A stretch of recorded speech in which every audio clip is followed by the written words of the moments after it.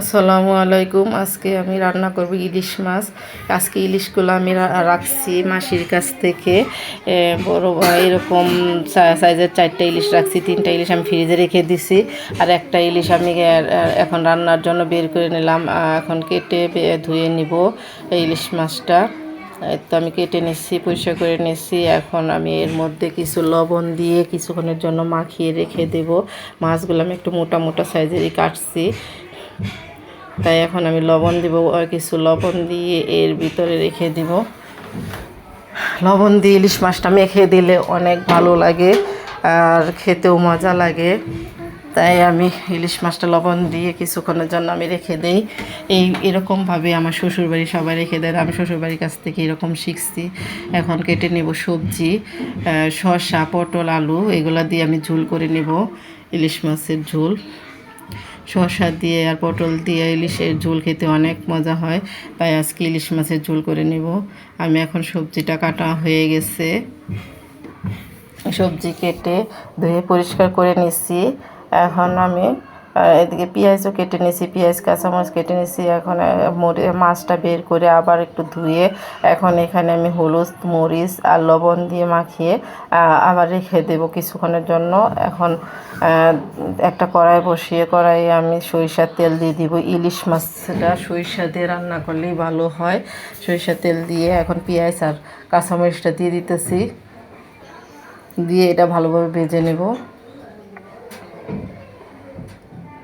ভাজার পরে এখানে দিয়ে দিব হলুদের গুঁড়া, অল্প পানি দিয়ে দেবো। এখন পানি দিয়ে এখানে দিয়ে দেবো হলুদের গুঁড়া, মরিচের গুঁড়া, ধনের গুঁড়া।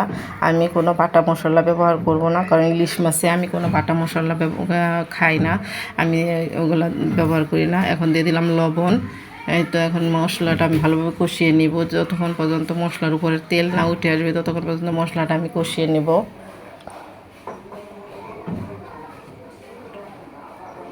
মশলাটার উপর যখন তেল উঠে আসছে এখন আমি সবজিটা দিয়ে দিব। সবজি দিয়ে একটু নাড়াচাড়া দিয়ে অল্প পানি দিয়ে সবজিটা আমি কষিয়ে নিব।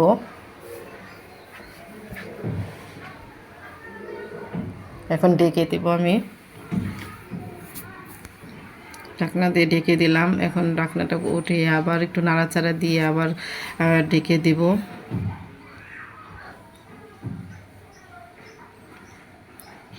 এই তো আমার সবজিটা কষানো হয়ে গেছে। এখন এখানে আমি মাছগুলো উপরে দিয়ে আবার একটু কষিয়ে নেব।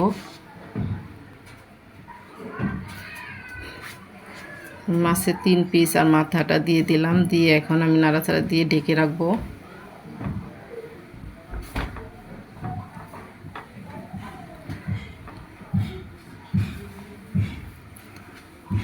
কিছুক্ষণ ঢেকে রাখার পর আবার ঢাকনাটা তুলে আমি নাড়াচাড়া দিয়ে আমি ঝোল দিয়ে দিব। 1.5 কাপ পানি দিয়ে দিব, কারণ আমি আজকে ইলিশ মাছের ঝোল রান্না করব, তাই এখানে আমি 1.5 কাপ পানি দিয়ে দিলাম।